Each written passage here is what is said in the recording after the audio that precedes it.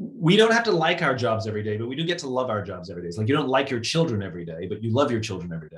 So having a hard day, that's fine. But the question is what do we fall in love with? And at the end of the day, the reason that we stay or leave a job is because of how we feel about that job. I think we misunderstand when we think people just leave for money. If they just leave for money, then they never really had strong feelings at the company in the first place, right? Because when people feel loyal to the company, they turn down jobs that offer them more money. Or if it's so tempting and the numbers are so high, then they go to their company and say, listen, I was offered this job. It's very tempting. There's a lot of pressure, but I don't want to leave. Is there anything you can do to help me stay? Right?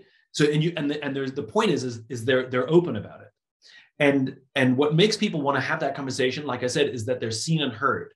The best companies have all kinds of programs inside the company to help the person grow as an individual. Now, we talked about, listening skills and these kinds of things. These are valuable for the work that we do, but it turns out that those skills also help us as parents.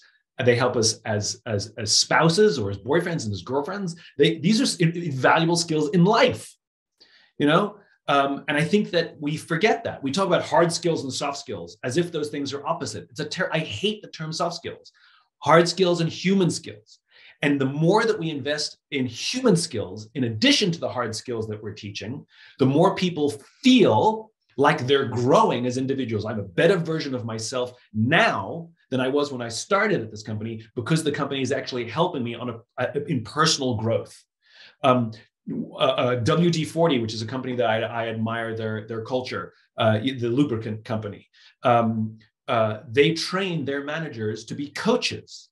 So literally like executive coaching training, that kind of thing, but they train their own people to have that skill set so that they're equipped to help their people who have challenges. And especially with younger generation, the younger generation is asking companies to provide everything.